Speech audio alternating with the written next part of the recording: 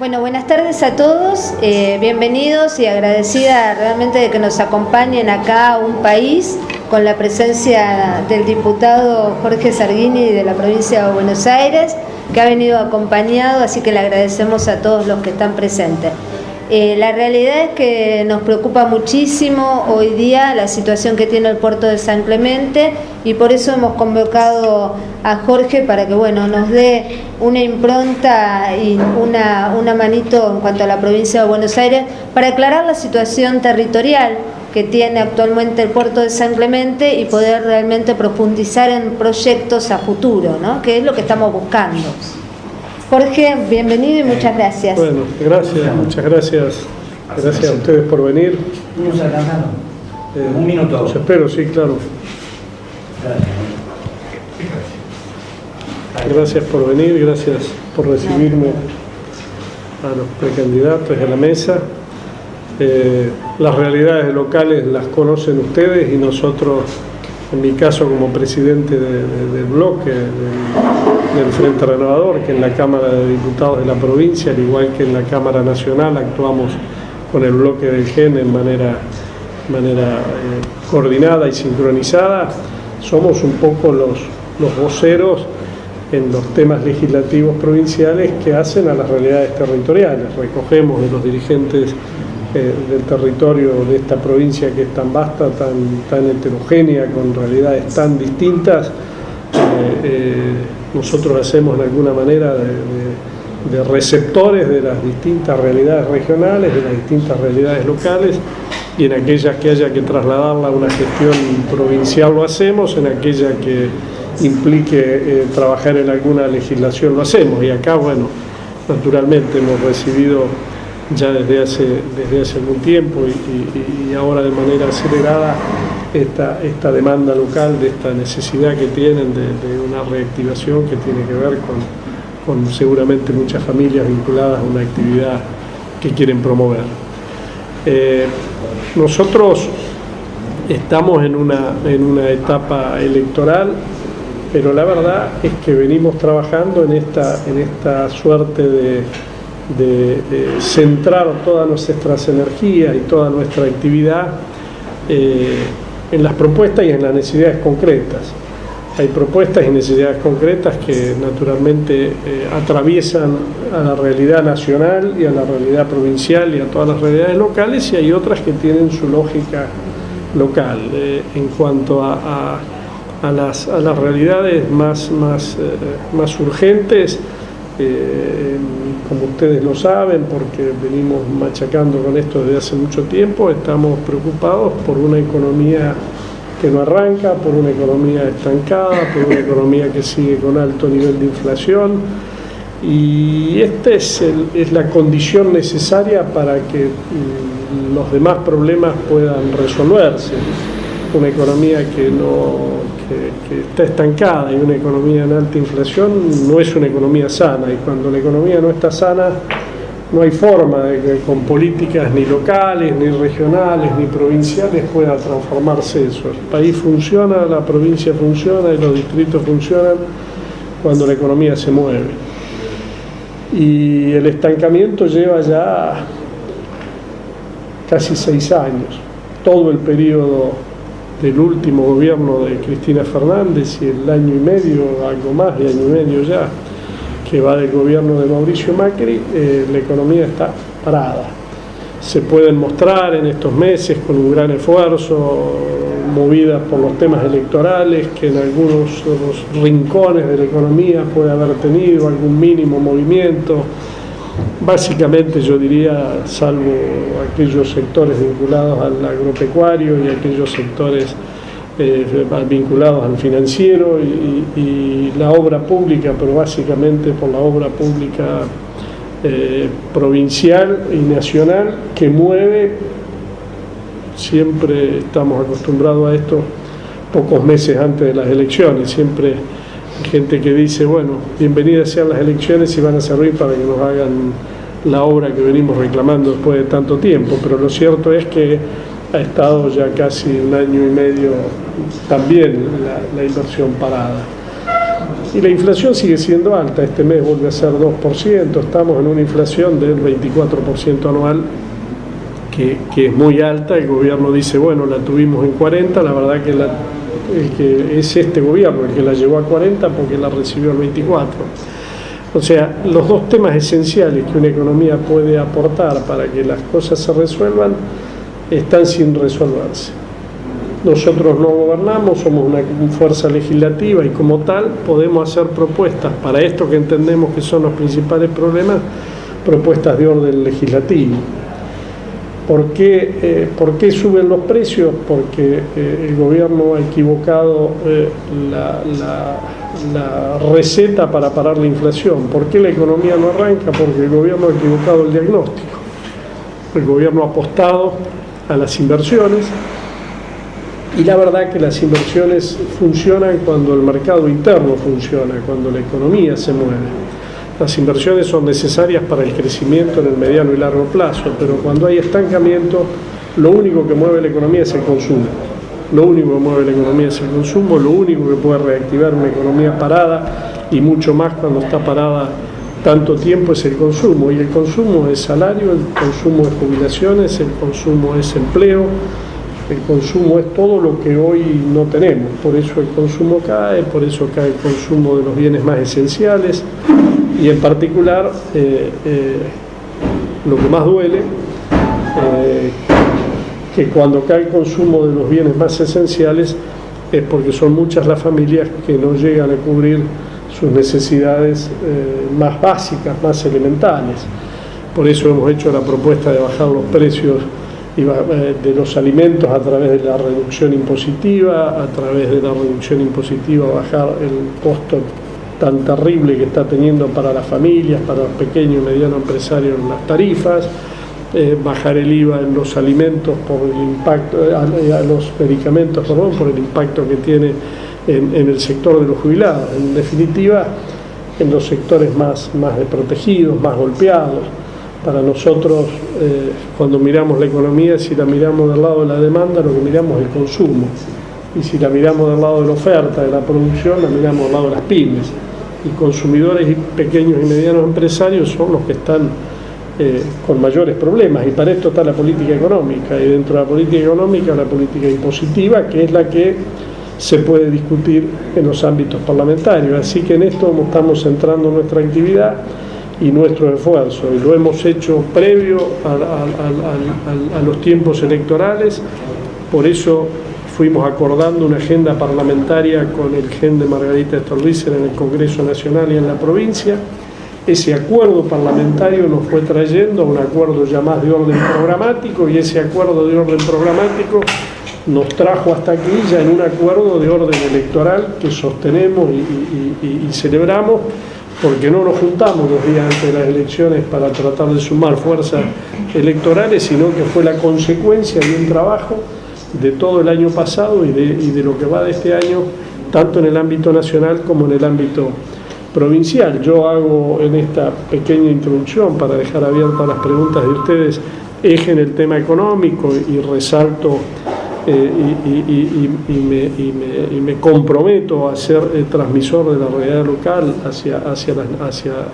y de las necesidades que me plantean hacia el gobierno o la legislatura provincial, pero también nuestra fuerza ha hecho hincapié en otros ejes. El otro, básicamente, que golpea toda la provincia con sus realidades, con sus diferentes formas de expresarse, pero que es el de la inseguridad. Y allí hemos hecho esta propuesta de Alerta Buenos Aires, que no es otra cosa que trasladar una experiencia muy exitosa en el municipio de Tigre, que es combinar la participación ciudadana, la organización ciudadana, la tecnología, y para lo que además hace falta la voluntad política de poner en marcha mecanismos que permitan ir encontrando soluciones, un tema que naturalmente también la solución de fondo no está en los cuerpos legislativos, sino está en quienes conducen el Ejecutivo.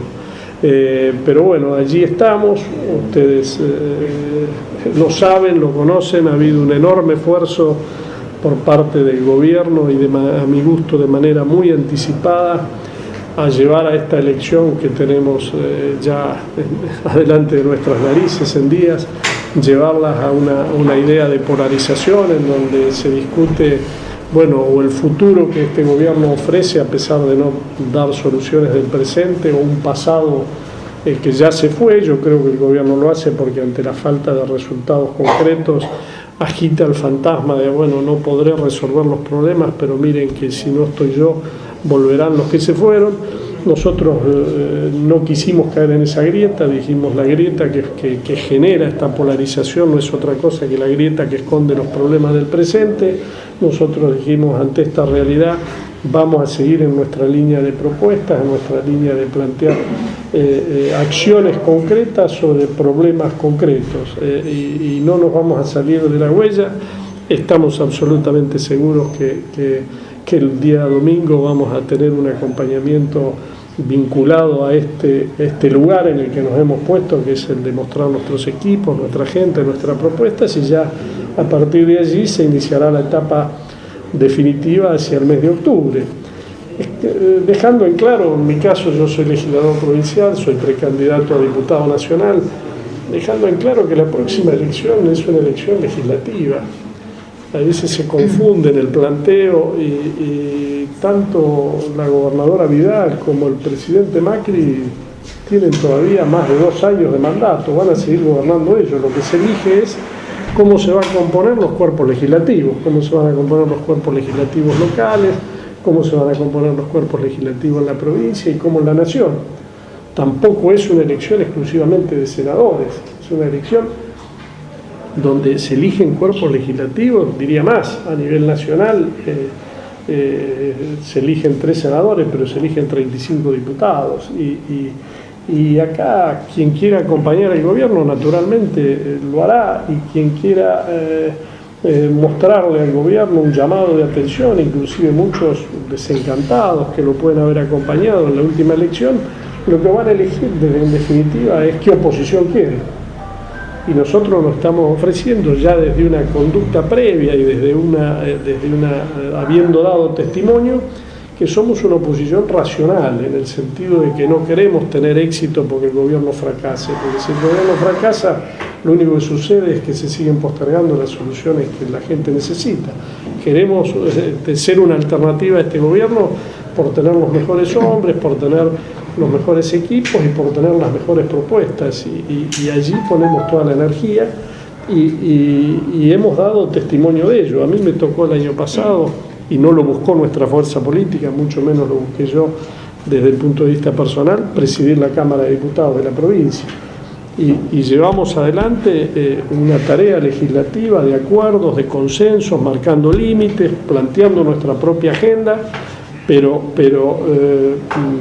racional y republicana. No podíamos ponerle trabas a quien el pueblo había elegido para que gobierne la provincia, aunque no hubiese sido nuestro candidato. Y allí sesionamos, y allí pudimos sacar las leyes necesarias, y allí fuimos buscando los acuerdos y las fuimos modificando, y el cuerpo legislativo, después de mucho tiempo que venía de ser un cuerpo que era prácticamente la escribanía de los ejecutivos, funcionó como tal, con equilibrios, con consensos. Bueno, los tiempos electorales se aceleraron, y lamentablemente tengo que decir que desde la presidencia de la Cámara, de una fuerza ya oficialista, prácticamente este año la Cámara ha estado sin funcionar, no ha habido sesiones, ha estado clausurada, y no por nosotros. Estamos dispuestos, hemos elaborado proyectos, los hemos llevado, los hemos ingresado, pero bueno, el gobierno preside la Cámara, el gobierno preside las comisiones principales, y si los representantes del gobierno en la legislatura no convocan, no hay sesión, y hemos perdido un tiempo enorme pudiendo haber atacado pilas de problemas que se pueden atacar, por lo menos desde la perspectiva legislativa se puede hacer. Nosotros no entendemos de esta manera la política, nosotros la entendemos como una acción positiva, republicana, que entiende la alternancia y el diálogo como una forma de fortalecimiento de la democracia, y por eso hemos elegido este camino, porque estamos ante una elección, insisto, ante orden legislativo. Se va a elegir qué tipo de legisladores se quiere a nivel local, qué tipo de legisladores se quiere en la provincia y cuáles en la nación. En rasgos y en líneas generales, por aquí vamos. Esto lo hago a manera de introducción para dejar abierto para que ustedes nos hagan todas las preguntas que entiendan necesarias. Diputado, usted asevera, y es lógico que lo haga, que estas son legislativas. Desde el Congreso, primero, en principio, el masismo acompañó algunas medidas del gobierno que son importantes.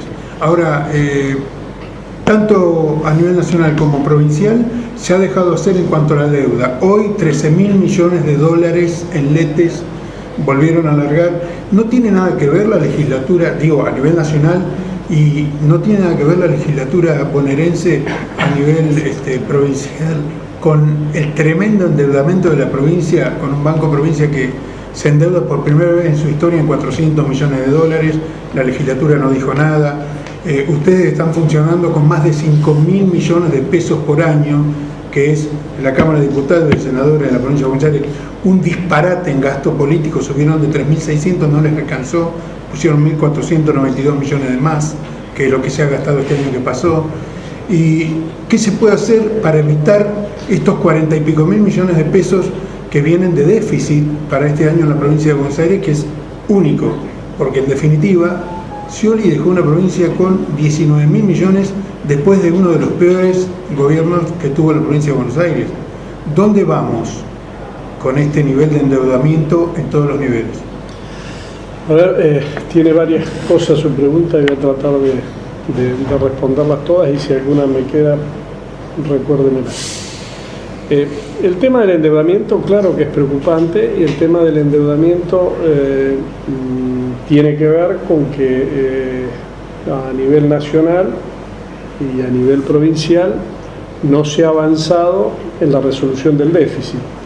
El gobierno anterior, en vez de resolverlo con endeudamiento, lo resolvía con emisión, y la emisión fue la gran disparadora, entre otras, de la inflación, que hoy todavía no la encontramos, el gobierno no le encuentra salida. En la provincia, la deuda la tiene que aprobar la legislatura. El gobierno provincial, en el año 2016, para el presupuesto 2016, que fue la primera sesión, el primer presupuesto para el primer año del gobierno de Vidal, pidió 90.000 millones de endeudamiento, y en la legislatura solo le aprobamos 60.000 porque entendíamos que era un exceso, y la realidad nos demostró que era un exceso. Este año el déficit más los vencimientos de la deuda necesitaban una autorización de financiamiento de 60.000 millones más que la legislatura aprobó. Es absolutamente cierto que el camino iniciado de expansión de deuda es insostenible. Es absolutamente cierto que en la transición de un alto déficit financiado con emisión, y para salir de esa lógica, el camino de la toma de deuda es un camino de corto plazo que hay que transitar hasta que se cierre el déficit fiscal. El déficit fiscal se cierra bajando gastos o aumentando impuestos. La legislatura provincial se ha negado, por lo menos fuerzas de oposición, nosotros en particular, a cualquier aumento de impuestos, porque hoy la presión tributaria a nivel general y a nivel provincial es la más alta de la historia. ¿Qué gastos hay que bajar? Debería decirlo el gobierno provincial. Respecto a la legislatura, que aparentemente habría aumentado el gasto, como usted lo señala, eso surge de una lectura incorrecta de un informe de contaduría. Y voy a explicar por qué. En el año 2016, como en todos los años anteriores, la provincia eleva un presupuesto para ser tratado en la legislatura sin incluir en sus gastos la política salarial. O sea, pone el gasto salarial como si no hubiese aumento a lo largo del año. Luego se dan los aumentos y se amplía el presupuesto provincial en la proporción que indica el aumento salarial que se ha otorgado. Como la provincia fija su presupuesto como un porcentaje del presupuesto provincial, también fija su presupuesto sin contemplar el gasto salarial. O sea que el aumento de gasto del cual se habla que tuvo la legislatura el año pasado fue el aumento de gasto salarial que no estaba previsto en el presupuesto y que era sabido que no estaba previsto y que cuando se diera iba a haber que ampliarlo como se amplió el provincial. Y yo, como responsable de la administración del presupuesto de la provincia, los invito a que lean que en todos aquellos rubros que no son salariales, en el presupuesto de la provincia aprobado y en el presupuesto de la legislatura de la provincia aprobado, se hicieron ahorros. En todos los rubros no salariales, en el presupuesto de la provincia, en el presupuesto de la legislatura de la provincia se gastó menos que lo autorizado.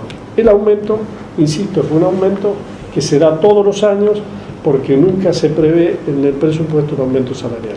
Este año, por primera vez, la provincia, por primera vez en muchos años, por lo menos en los últimos 10, por primera vez incluyó una pauta del 17% de aumento salarial en el presupuesto de la provincia, que naturalmente derramó el mismo porcentaje al presupuesto de la Cámara Provincial en materia de política salarial. Así que la afirmación respecto del aumento del gasto de la legislatura merece esa explicación. Es insostenible el camino de endeudamiento si no se empieza a resolver el tema de orden fiscal. Ahora, la legislatura, como el Congreso Nacional, puede poner límites a la hora de aprobar un presupuesto, pero por Constitución el presupuesto es el plan de obras y el plan de acción del Poder Ejecutivo, y o la legislatura lo limita o no lo vota, por lo tanto quita un instrumento de gobierno indispensable. Ahora, la legislatura ni el Congreso Nacional tienen facultad para dar vuelta a ese presupuesto y crear su propio plan de gobierno y su propio plan de acción, porque si no debería haber sido votada para gobernar. Entonces, las responsabilidades legislativas están. La legislatura de la provincia lo único que ha hecho en estos 2 años ha sido aprobar endeudamiento, mucho menos de lo que ha pedido el Ejecutivo, y el plan de gobierno, el plan de acción y la responsabilidad de bajar el déficit es una responsabilidad exclusivamente del Ejecutivo. ¿Le puedo preguntar, señor diputado, el tema de bajar los precios? Sin lugar a dudas apuntan fundamentalmente ustedes a rebajar los impuestos. Eso significa también un desfinanciamiento del Estado. El tema también, ¿cuál es el compromiso empresarial y cuál es el compromiso de los sindicatos? Porque el inversor que va a venir a Argentina, cuando va a abrir su fábrica, el primero que va a entrar va a ser el delegado de los gremios, después van a entrar los obreros y después se va a poner en funcionamiento todo el sistema. Esa situación de controles, si podemos decirle así, no asusta al inversor extranjero para venir a traer mano de obra a la Argentina, que es lo que más hace falta, porque la mano de obra últimamente la está dando el Estado, sin lugar a dudas. Hay una sobrecarga de empleados públicos en todos los estamentos que hace que el déficit fiscal sea una montaña imparable. ¿Cómo lo ven esto? Por lo menos veo dos aspectos en su pregunta. La primera, el plan Bajemos los Precios impulsado por una reducción de impuestos. El Congreso Nacional, para el año 2017, aprobó 2 partidas que en definitiva tienen un mismo objeto que suman 20.000 millones de pesos. Esas dos partidas son para devolver IVA a aquellos compradores por tarjeta de débito y para devolver IVA a aquellos que tienen planes sociales, en general los distintos planes para jubilados, pensionados, 20.000 millones de pesos.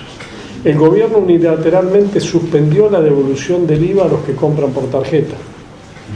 Y por otro lado, está gastando apenas el 10% de lo que está previsto en el presupuesto para devolución a los planes, a los jubilados y a los pensionados, porque tuvo claramente un error de diagnóstico. El gobierno diseña muchas veces las políticas desde la teoría pura, sin conocer lo que pasa en la realidad y en la calle.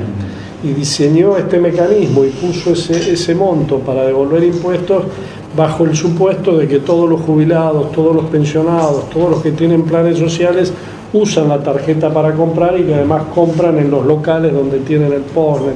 Y la realidad es absolutamente distinta a esto.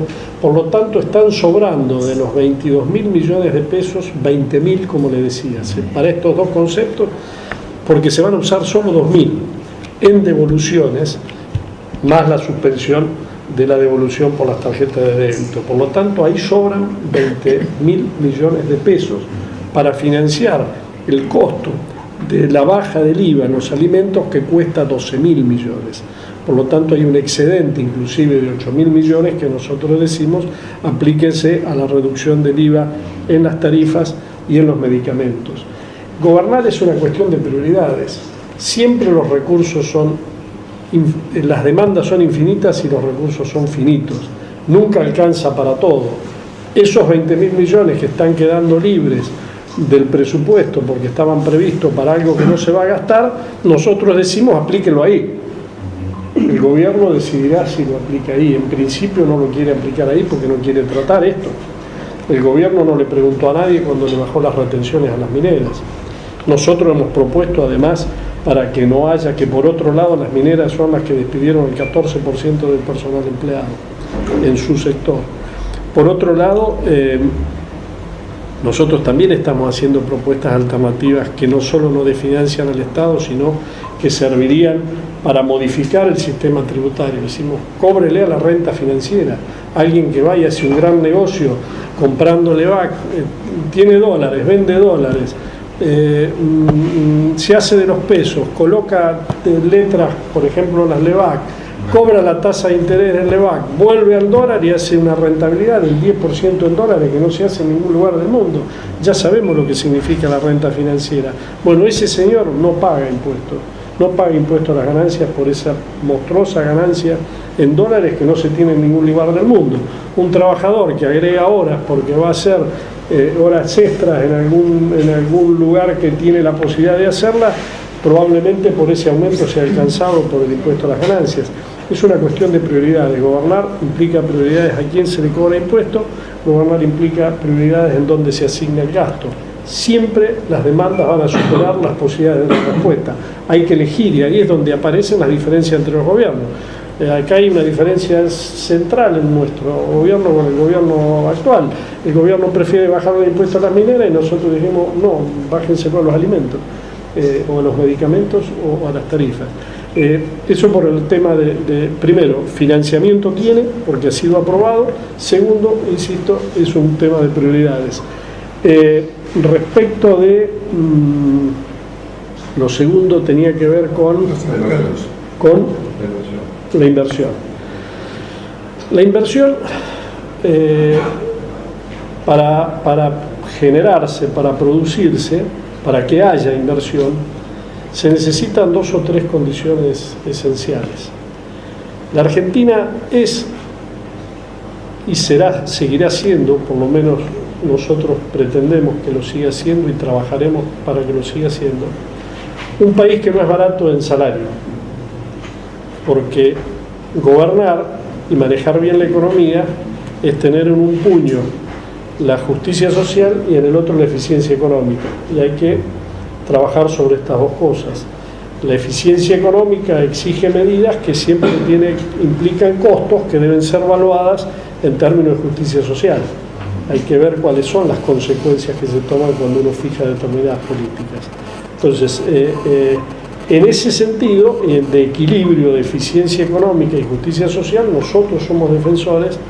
Yo provengo del peronismo y creo que es la marca más profunda que ha dejado la cultura argentina, es que Argentina no va a ser un país competitivo por bajos salarios. A partir de esa definición, Argentina ha tenido periodos de alta inversión y periodos de nula inversión, aún sabiendo que no es un país, como muchos países que compiten con nosotros, de bajos salarios. ¿Qué exige la inversión? Exige básicamente tres cosas: una macroeconomía ordenada, una macroeconomía equilibrada. Yo le diría, una macroeconomía equilibrada, no tenemos que ir muy lejos en la historia ni muy lejos geográficamente, tenemos que ir a la Argentina después del derrumbe de la convertibilidad. La organización económica post derrumbe de la convertibilidad fue una organización económica que permitió, hasta que se dinamitaron sus pilares, crecer con estabilidad, crecer con mejoras en el plano social, crecer dando empleo en el sector privado y no en el público, que fue el periodo que va desde la mitad del 2002 hasta el 2007, hasta finales del 2007.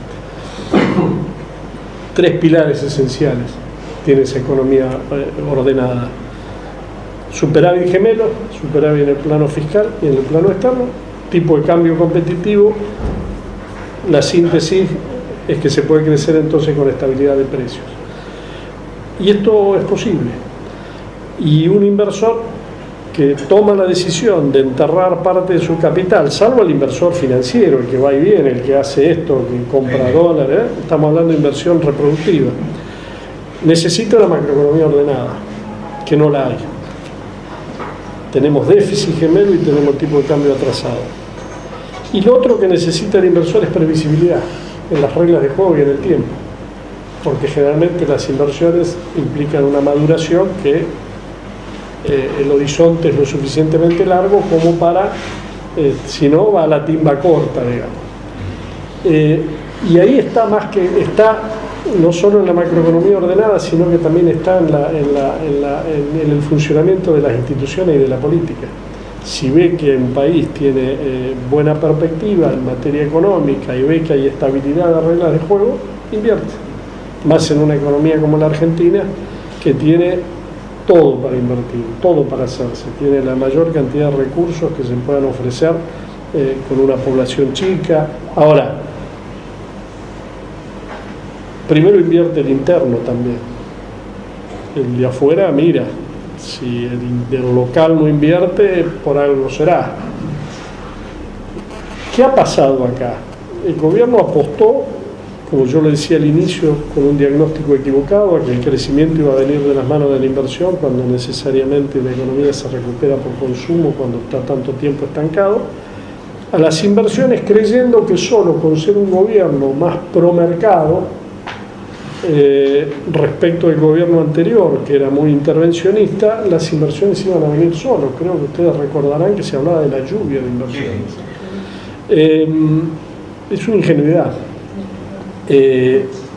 Mientras la economía no esté saneada, la macroeconomía, y mientras no haya previsibilidad política, las inversiones no van a venir. No es por una cuestión de costo salarial.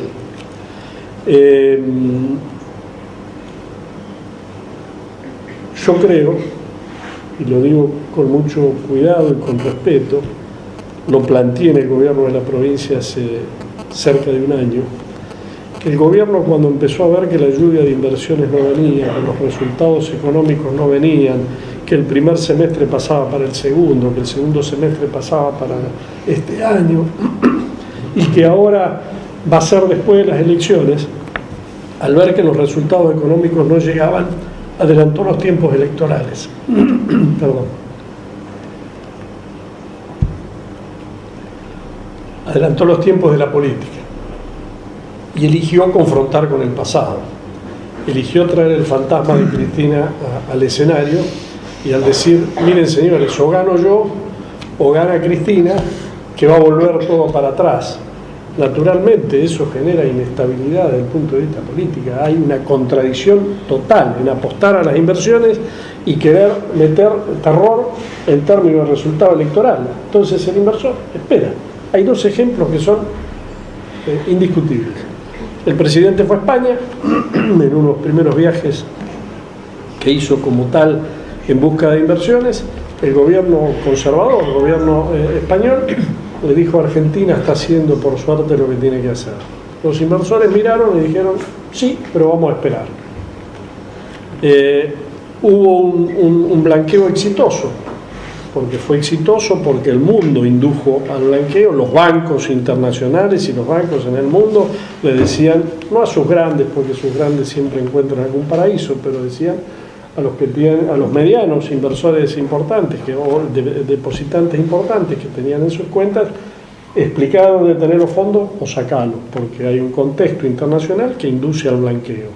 Esa inducción internacional al blanqueo, la cantidad de fondos argentinos en el exterior, y un gobierno que en esto sí da tranquilidad al que blanquea, que es no voy a ir por tus cuentas ni por tus cajas de seguridad, voy a respetar la propiedad privada, hicieron que el blanqueo fuera muy exitoso en términos de blanquear fondos que estaban en negro.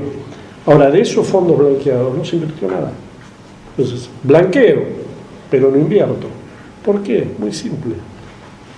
Mientras que no haya un modelo macroeconómico que genere confianza integral, la economía es un sistema, es como un sistema de relojería, todo funciona como sistema, todo tiene que ver con todo y cada pieza que se mueve implica que debe moverse otra, la política fiscal, la política monetaria, la política de ingresos, tienen que ser políticas que se manejan sincronizadas. Este gobierno elige otro camino, no tiene un plan económico que se lo visualice como integral, hay veces pareciera ser que el Banco Central prende el refrigerador y el que maneja la política fiscal prende el calefactor y entonces no hay un plan integral y las consecuencias están a la vista. Y hay inestabilidad en el plano de lo político porque vivimos agitando los fantasmas de lo que puede suceder si el gobierno no gana. Ya estamos acostumbrados y hasta diría cansados los argentinos que ante cada elección el que gobierna dice yo o el abismo. Mientras digamos yo o el abismo y demos la posibilidad de que el abismo puede estar, nadie va a invertir. Es así de simple. Diputado, respecto a lo que tiene que ver con el presupuesto de la provincia para el año que viene, ¿cómo imagina que va a ser la discusión y sobre todo si va a ser tan dependiente de cómo se den las elecciones del mes de octubre? Después de preguntarte, Gabriela, tan pocos días de las PASO y a pocos días del cierre de la campaña, ¿cuál es la importancia para vos de que esté el diputado presente? Y después el precandidato sanclementino, dentro de la lista, hablaron del tema del puerto. Sabemos que el puerto es un factor económico muy importante para los sanclementinos y también para General Lavalle y el municipio vecino. ¿Cuál es la idea? ¿Cuáles son los planes que se tienen para este sector? Contesto el presupuesto provincial, así dejo a los locales responderte. El presupuesto del año que viene va a exigir lo mismo que exigió los dos presupuestos que fueron aprobados en la provincia, que va a ser mucho consenso, mucho diálogo, mucho acuerdo. Hasta el último presupuesto, esas condiciones estaban dadas en la legislatura. Fue así que se discutió, se aprobó más o menos, pero se aprobó el endeudamiento, se limitó el endeudamiento, se bajaron algunas propuestas que había de aumento de impuestos inclusive, pero todo en un marco de consenso. Nada va a modificar esta elección. Esta elección es una elección de tercios. Por más que se esfuercen en demostrar que el domingo se verá una primera gran encuesta que da la PASO y en octubre se verá el resultado final. Habrá un tercio más grande, un tercio más chico y un tercio en el medio. Pero es una elección esencialmente de tres fuerzas políticas, que son las fuerzas políticas que básicamente tienen las minorías en diputados nacionales y en la legislatura provincial. Va a haber mejor o peor oposición según la gente elija, pero el gobierno va a seguir estando ante una circunstancia de minorías en los cuerpos legislativos. Entonces, lo que habrá que recuperar para que el presupuesto llegue en tiempo y forma es algo que el gobierno abandonó, y abandonó por una necesidad electoral, que fue cortar el diálogo. Hoy, venía escuchando, porque yo no lo miro, le pido disculpas por no mirarlo, le pido disculpas a Morales Solá por no mirarlo, pero me mostraban una grabación del día de hoy, es martes, ¿no? Sí. O sea que fue de anoche, está los lunes a la noche, de la diputada Carreo, diciendo que nuestra fuerza política extorsiona. Una diputada que se llena la boca hablando de la República y no entiende cómo funciona la República. Cuando hay minoría hay diálogo, y el diálogo implica pedir y ceder. Si nosotros teníamos en agenda, por ejemplo, la ley que planteaba en la provincia el fin de las reelecciones indefinidas para los legisladores, para los intendentes, y el gobierno de Vidal, aunque después se subió arriba la ley, no la quería. Sí, nosotros la negociamos a la hora de votar leyes. Así funciona la democracia. Así funciona, si no es solo la agenda de la mayoría. Si en el Congreso Nacional impulsamos determinadas leyes, como por ejemplo el de la defensa a la víctima cuando el gobierno no la tenía en cartera, o la extinción del dominio para que se pueda quitarle los bienes desde el Estado a todos aquellos que por la corrupción o por narcotráfico o por la razón que sea los ha tenido, y los imponemos en nuestra agenda en la negociación. Eso no es extorsión, eso es la negociación de agendas cuando se manejan legislaturas con minorías. Eso precisamente es la contracara de esa legislatura que funciona como una escribanía del Ejecutivo que tanto se ha criticado. Ese es el funcionamiento de la democracia, el diálogo, la búsqueda de consensos, en donde cada parte pone su agenda. Y claro que hay diferencias de agenda, si no seríamos todos oficialistas. Pareciera ser que la diputada Carreo ha entendido de que la única manera de funcionar en una democracia ahora es acompañar al libro cerrado los proyectos del oficialismo. Por lo tanto, defiende un funcionamiento legislativo tal cual el que tanto criticó cuando hablaba de la escribanía del gobierno anterior. Tiene esta particularidad la diputada Carrió, que detrás de algunas verdades siempre esconde grandes mentiras, siempre usa la credibilidad que le da haber dicho algunas verdades para después filtrar estas cosas. Nosotros, además, yo le he pedido, y esto lo he hecho de manera personal, y no lo ha hecho el gobierno provincial, a la gobernadora o a sus ministros que la desmientan, porque la verdad es de ingratitud política no hacerlo, porque nosotros no solo no extorsionamos, sino que ayudamos, tuvimos un compromiso con la gobernabilidad, y lo hemos hecho naturalmente, sí, defendiendo nuestra agenda y defendiendo a nuestros votantes. Así funciona el sistema democrático. Ahora, y termino y los dejo a ellos, habrá que recomponer esa búsqueda del diálogo. Ahora, la búsqueda del diálogo no es desde la confrontación, la búsqueda del diálogo no es no entender la necesidad del otro cuando necesito al otro, no es sentarse con el otro a decirle, bueno, vos me tenés que acompañar a mí y tu agenda dejala para cuando seas gobierno. Esa es la agenda del Ejecutivo. La agenda legislativa es una agenda de acuerdos, de consensos, de negociaciones arriba de la mesa, de negociaciones de leyes, de temas, de agenda. Y el que pone su agenda arriba de la mesa a la hora de esta negociación no es un extorsionador, es un representante de otra parte del pueblo que maneja otras prioridades que no son las del gobierno. Ahora, ¿eso existió? Sí, por eso la gobernadora tuvo 2 leyes de presupuesto con su respectivo endeudamiento, tuvo leyes de emergencia. Hoy están dadas las condiciones y no, va a haber que recomponerlo. Nosotros lo rompimos, no, hemos hecho todo el esfuerzo por seguir siendo una agenda, llevando adelante una agenda propositiva, y lo seguimos haciendo y lo vamos a seguir haciendo. Ahora nos van a tener que entender que manejamos otras prioridades. Se habla en el Congreso Nacional de que se va a discutir una reforma tributaria. Bueno, bienvenido sea la discusión, hace falta, hay que bajar los impuestos. El sistema tributario es ineficiente y es injusto. Ahora, seguramente vamos a tener visiones distintas. Si el gobierno entiende que una reforma tributaria es bajarle las retenciones a las mineras y nosotros entendemos que bajar de impuestos a los alimentos, y va a haber que discutir, sí, va a haber que discutir, así funciona el sistema de mercado. Lo nuestro no va a ser una extorsión, va a ser un planteo de lo que entendemos que son nuestras prioridades. Bueno, creo que en parte contestó el diputado cuál es su venida acá, ¿no? Para nosotros, que es muy importante, y para darle de conocer a toda la gente del Partido de la Costa, de que acá hay un ida y vuelta de trabajo, de que somos un gran equipo y de que sin duda alguna vamos a plantear dentro de este nuevo Consejo Deliberante a partir del 10 de diciembre una temática de trabajo de diálogo, una temática de trabajo, como lo vengo diciendo en todos los medios durante este periodo de campaña, de llevar proyectos que se puedan discutir en un ámbito de seriedad, de transparencia y de respeto. Porque si no podemos discutir estos proyectos y este ida y vuelta, ¿no?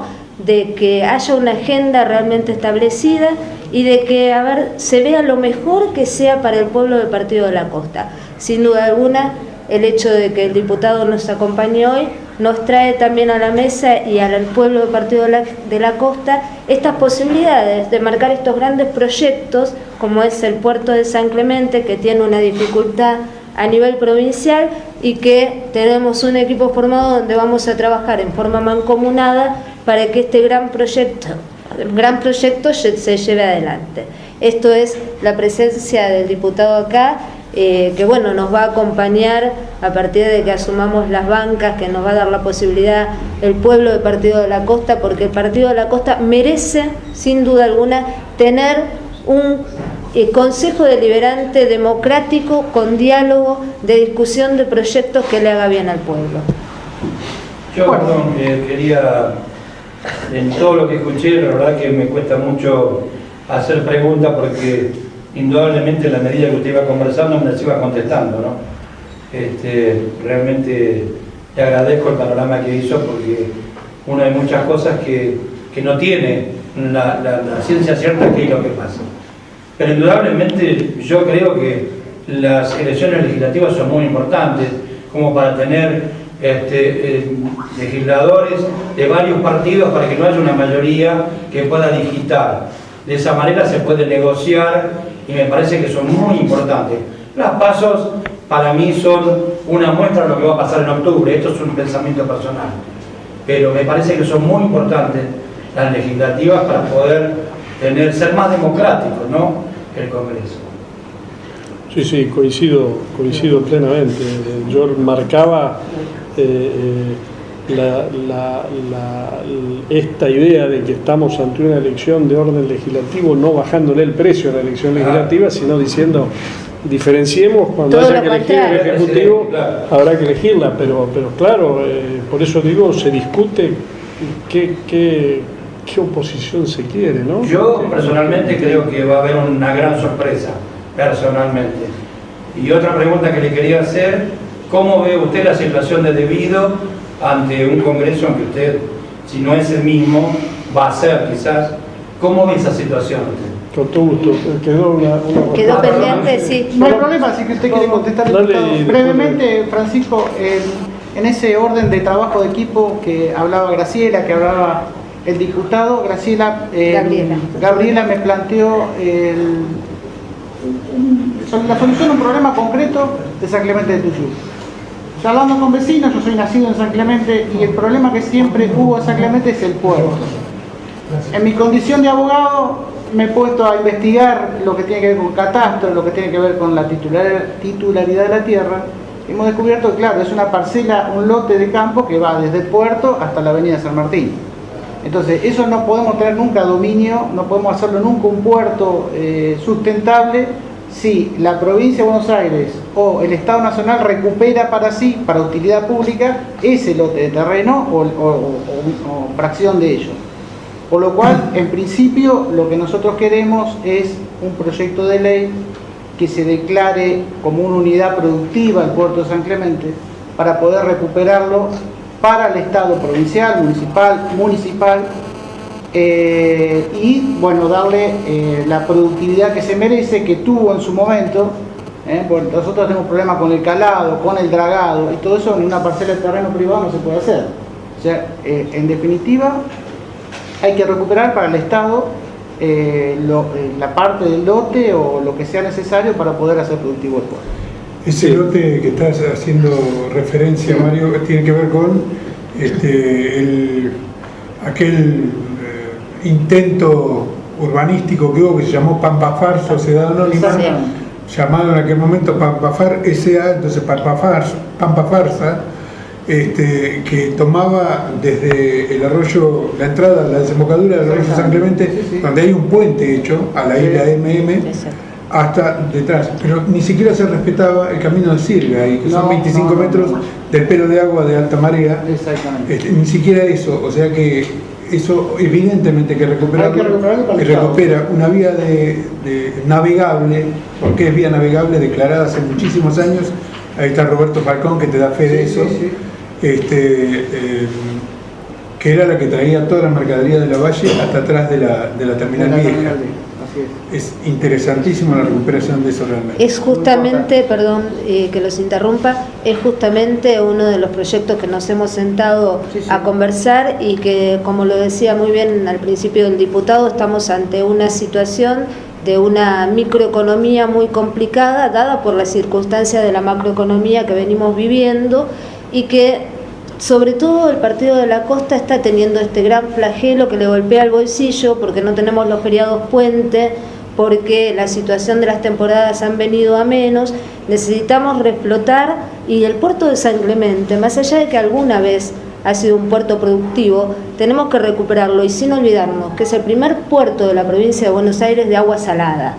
Por lo tanto, tiene una importancia extra y tiene un valor turístico que no se le ha dado, y que sí, un país desde sus bancas, con la ayuda obviamente de los equipos que conforman este nuevo partido, ¿no?, de un país, vamos a trabajar para que esto sea posible.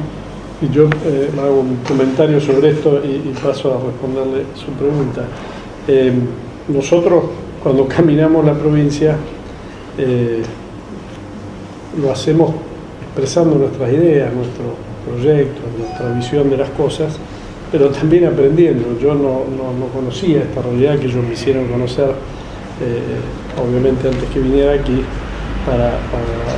bueno, y de esto se trata del trabajo en conjunto. Uno va recogiendo realidades locales que muchas veces, por ejemplo, este tema vinculado a lo catastral, yo tenía total desconocimiento de que existía, y bueno, y hay cosas que se pueden resolver con leyes provinciales y que se pueden avanzar cuando existe este ida y vuelta, ¿no? Respecto del tema debido, nosotros fuimos los primeros, nos dijeron oportunistas, que dijimos renunciamos a lo fuero. Y además, cuando firmamos adelante del escribano, porque a veces algunos hablan, pues, tienen la palabra rápida, sin leer. En el punto 2 de eso que firmamos ante escribano, decíamos someter al Congreso de la provincia nuestras renuncias, digamos, era un hecho político, simbólico, renunciamos, pero además sometíamos, cosa que además hicimos. Por lo tanto, lo primero que nosotros sostenemos es que nadie debería tener fuero. Y como muestra, pusimos los nuestros sobre la mesa. Aparecieron las dos bibliotecas, claro que sabemos que hay dos bibliotecas. Bueno, nosotros usamos no la que nos favorece en defensa de los fueros, usamos aquella que nos despoja de esta ventaja. Entonces, si nadie tuviera fuero, casi la discusión de debido se vuelve absolutamente abstracta en términos de lo que el Congreso puede hacer, porque la verdad la que tiene que actuar es la justicia. Acá lo que hay que reclamarle a la justicia es de que actúe de otra manera, con otra celeridad, y no midiendo los tiempos políticos, porque estamos viendo el caso de Menem. Pero la justicia electoral toma una decisión porque todavía la penal no terminó en todos sus procesos. Sé que está ya sobre el final, pero 22 años. Entonces, Respecto de debido, por supuesto que ahí lo dijimos, acompañábamos, si era necesario sacarlo del cuerpo, que saliera del cuerpo, pero nos habíamos puesto un paso antes, es decir, no tengamos fuero ninguno. Y los candidatos, como ley, sí, digamos, uno lo que renuncia no es a la ley, uno renuncia a las facultades que esa ley le da y somete al Congreso la discusión de esa renuncia. Si el Congreso aprueba la del desafuero, listo, se terminó. Estamos todos desaforados. Absolutamente. Y si además hay que avanzar en modificar la ley de fuero, modifiquémosla. Pero una votación de la Cámara que diga estamos todos desaforados, se asimilaría al caso de Angelos.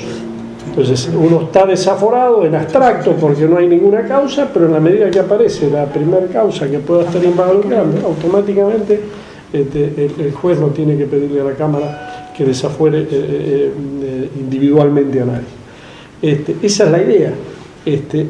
Pero además la voluntad está clara. Si hubiera alguna discusión, que siempre estas cosas las hay, porque está claro que hay más de una biblioteca, bueno, encontremos la forma, pero lo primero que nos ponemos de acuerdo, estamos todos de acuerdo nosotros en que no queremos más fueros, listo, si nos ponemos de acuerdo, encontramos seguro la forma. Y es lo que deberíamos haber hecho con el caso de debido, y eso ya limpiaría todo lo demás, porque si no el riesgo que se corre, y naturalmente no lo digo en defensa de nadie, mucho menos de debido, pero de nadie, el debido no tiene que tener ni más ni menos defensa que los demás, pero digo, hay demasiadas cosas y demasiado ruido detrás de ese caso, porque si no corremos el riesgo de que entonces nosotros, los legisladores, nos queremos convertir en jueces. Y está muy bien que le exijamos a la justicia que cumpla, debemos exigirle a la justicia que cumpla y debemos hacer todas aquellas cosas legislativas que mejoren el funcionamiento de la justicia, quizás el Consejo de la Magistratura, leyes de selección. Ahora, la justicia tiene que cumplir, es un poder independiente que debe funcionar y debe funcionar con otros tiempos y no debe medir los tiempos políticos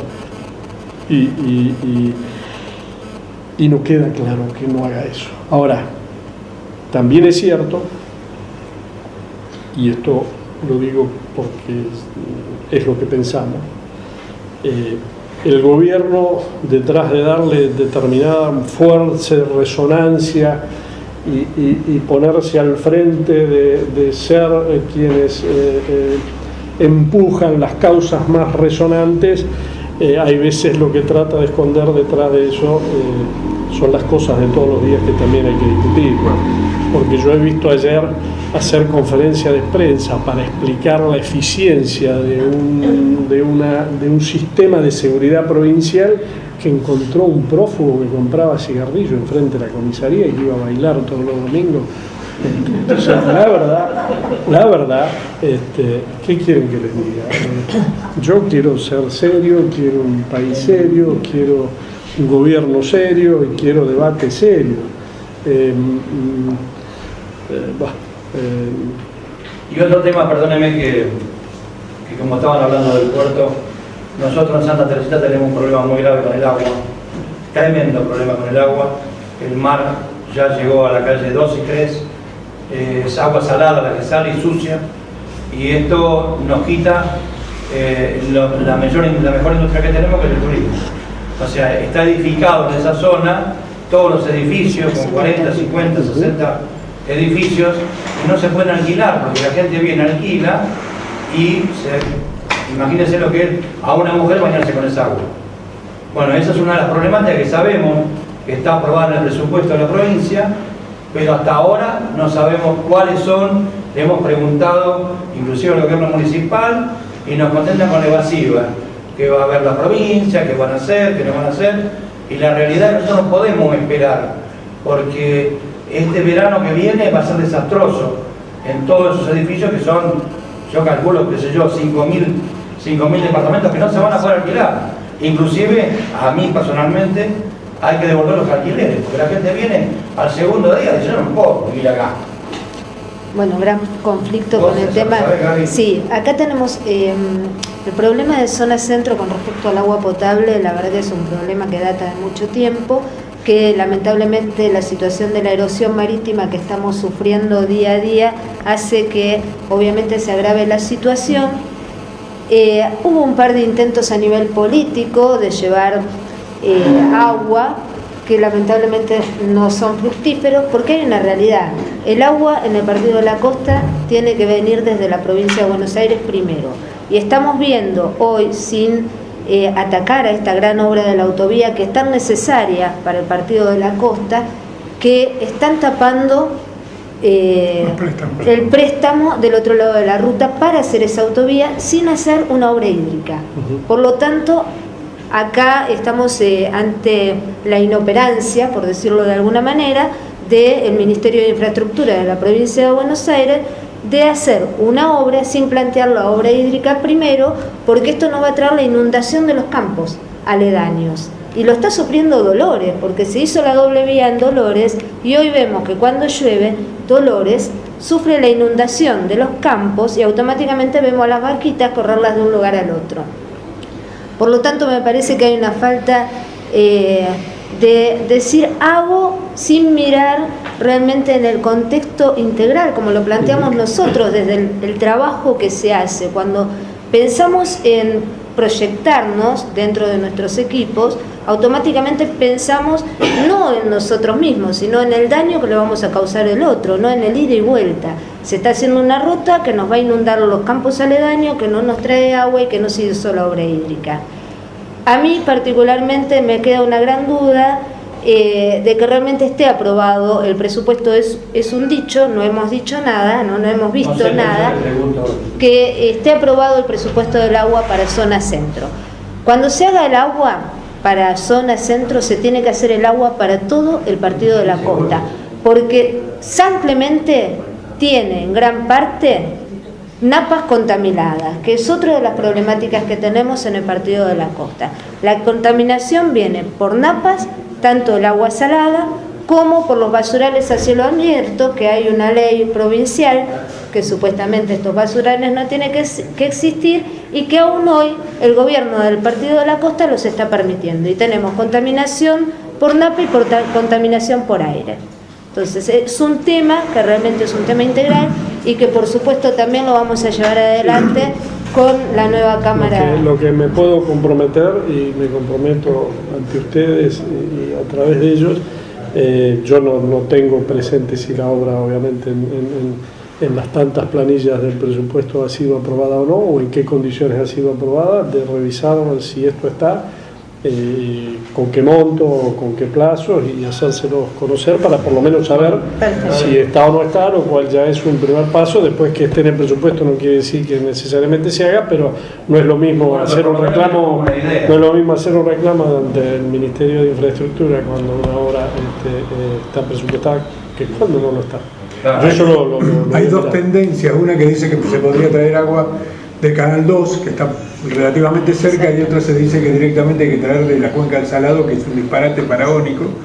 Pero bueno, en definida cuenta es una necesidad urgente. ¿Se puede variar el estado de nuestro municipio, que fue creado como municipio urbano finito y largo? Esto es una frenada de bicicleta, porque tiene en su lugar más fino 15 cuadras de ancho por 90 kilómetros de largo. Es inviable para muchas cosas, inclusive hasta para tirar la basura, como decía Gabriela, para poner una industria que tenemos prohibida, para enterrar a nuestros muertos. No podemos hacer nada acá.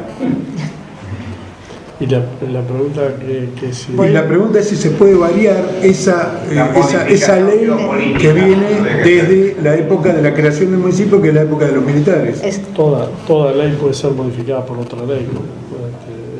Que si yo dijera si esto tiene consenso, si se puede generar debate, me estaría anticipando algo que desconozco, pero naturalmente toda ley puede ser modificada por otra.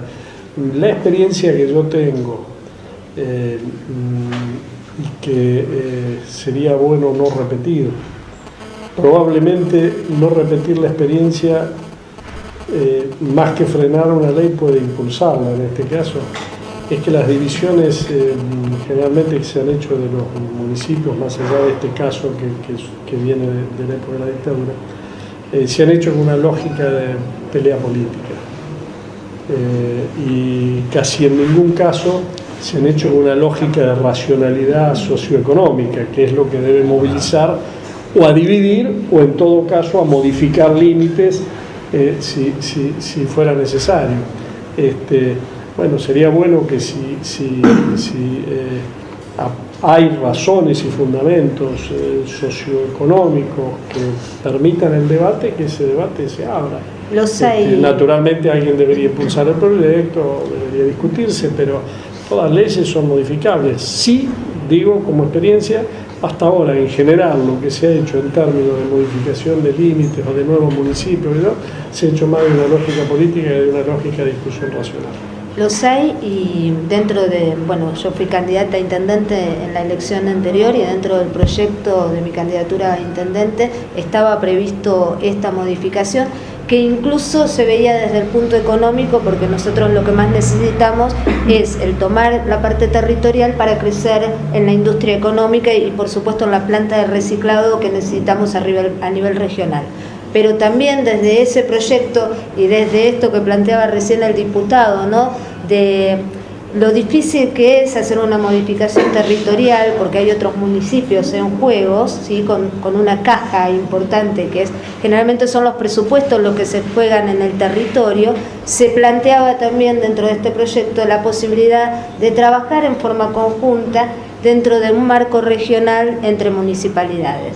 Esto está evaluado y está consensuado dentro de los equipos que hemos conformado ya en el 2014-2015, y por supuesto, se pueden tratar desde lo legislativo, pero también con una visión al 2019, que casi siempre, como son proyectos muy, muy importantes, se tienen más en cuenta desde el orden ejecutivo para ya tratarlo desde a otro nivel, ¿no es cierto? Pero sí, obviamente está todo dentro de lo que es el equipo que tenemos en el Partido de la Costa, esto está totalmente contemplado. Tengo clara la geografía y la división política, lo que nunca se me había ocurrido la frenada de bicicleta.